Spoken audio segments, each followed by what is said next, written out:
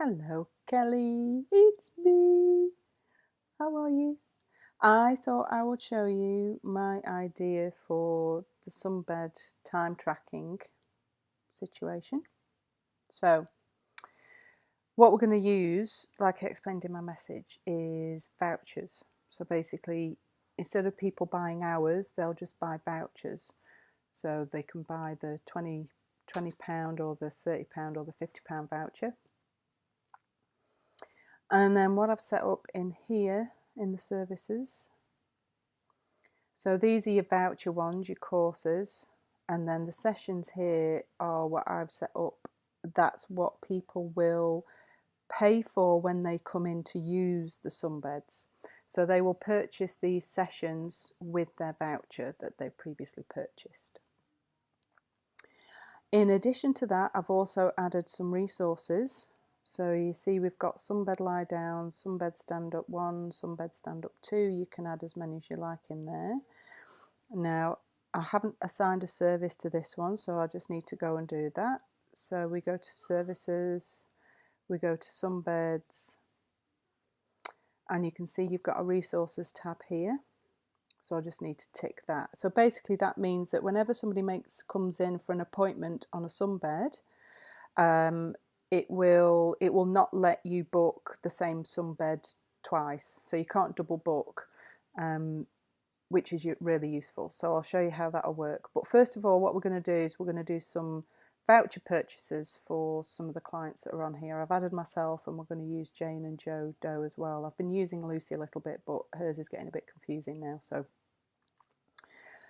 you might need to remove her account and re-add her when you start using this properly. Right, okay, so you can see there also I've added a sunbeds bit to the calendar, and I thought this might be a good idea because I was a bit concerned about when you book a slot for a sunbed, if you assign it to whoever's in the shop at the time, that means that their time's booked.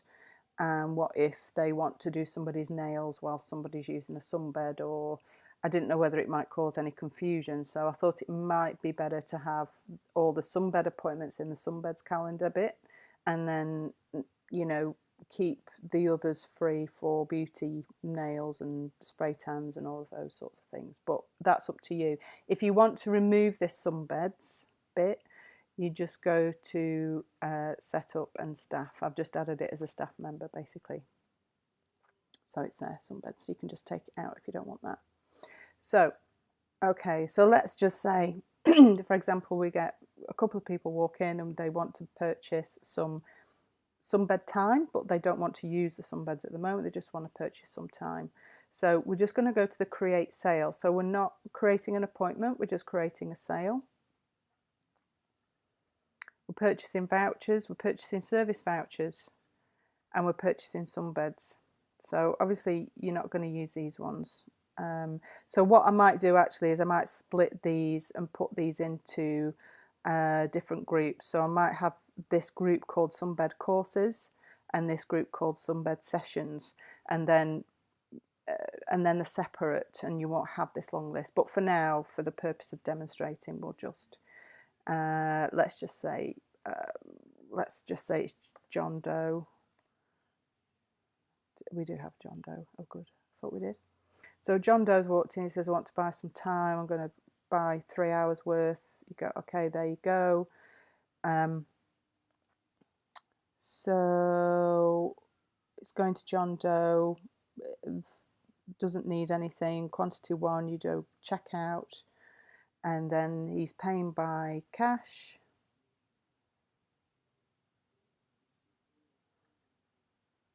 Paid by cash. And we just hit pay. So John Doe has got my email address there. Sorry, excuse the screen, it's because I'm recording it. But you can see there's a voucher code. Okay, so John Doe's still stood in front. He's now decided he wants to use his sunbed voucher that he's just bought. So we're going to email that invoice to him. I'm going to hit done. And just for the sake of doing a couple more, let's just say Jane Doe is with him, his lovely wife. Bet she's a minker. So we're going to do vouchers again. Sunbeds, but she only wants £20. So we go okay. She's paying by cash. We go pay. And again, she's got an email address, so we just say email invoice. Okay, and we're done. So now Jane Doe and John Doe have both got emails with their voucher codes in. So John Doe's hanging around, but Jane Doe's left. John Doe's decided he wants to use a sunbed. So we go create appointment, and it'll probably put the time in. The screen's going funny again. It'll probably put the time in. So if I select a sunbed, say he just wants 10 minutes, I'll put him in for 15 minutes. And we'll select Sunbeds as the staff member. Now it's telling me there, you see, Sunbeds isn't working between 5:15 AM and 5:30, but you can still book them. So when I set up the staff of Sunbeds, this is just because I'm doing it in the middle of the night. This won't happen to you. So it tries to book the appointment when you know, at the time that you make the appointment. So we'll just push that. So it's good that it gives you that warning. So what that means is if you've got staff that are only working 9 till 12 on certain days and somebody else is in the shop at that time and they try and make an appointment for that staff member on Friday at 1 PM when they're not going to be there, it will warn them and say, hey, you know, Tisha's not going to be in on that day. Do you want to change the time, or you're going to assign a different member of staff? So that's good. But for this is just the sunbeds. So we'll change the time to 11 AM. So it knows it's a 15-minute appointment because that's the product that we've made. Screen's going all funny again, but never mind. Maybe it's just my side that's going funny. Hopefully you can still see this properly. So we've got it in the Sunbeds calendar. We've assigned Sunbed Stand Up 2, and it's a 15-minute appointment. So we're going to save that appointment. That's at 11 AM, which is down here. Okay. Now, I've just called up, and I also want to buy a voucher. And I'm going to buy some Sunbed vouchers. I'm going to buy a £20 one. I'm going to pay by cash because I'm not sure what the others will do, so I don't want to do that for now. And I'm going to email the invoice to myself. Okay. So,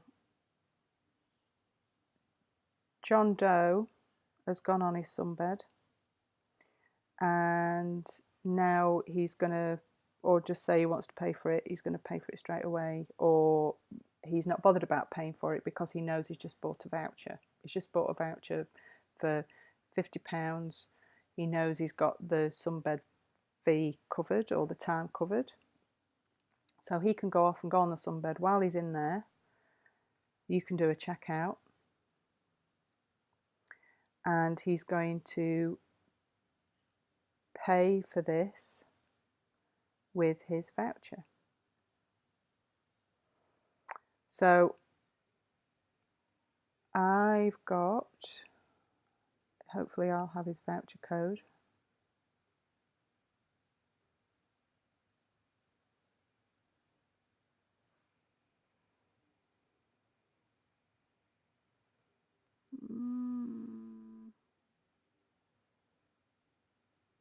No, I haven't, and I haven't got it because save it as unpaid for now. Done. Okay, I think the problem is in here.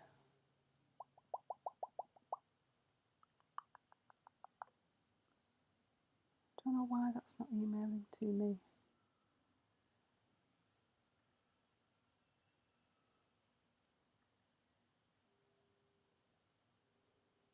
So anyway, I'll have to work out why it's not emailing, but if you need to find out what his voucher code is, they're all in here. So I just went to sales, vouchers. You can see they're all listed, total that was purchased and what's remaining.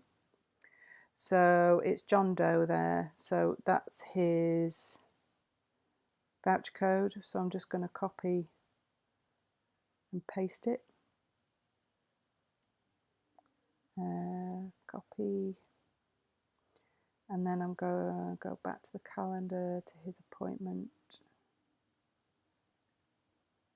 I'm going to apply payment. I'm going to redeem voucher. I'm going to paste it in there. Okay. So we click redeem voucher and then pay.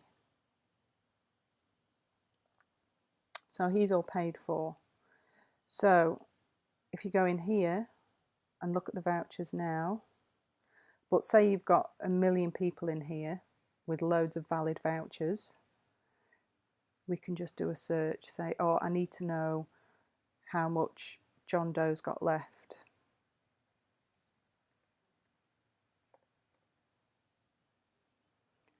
So just do a search for John, hopefully.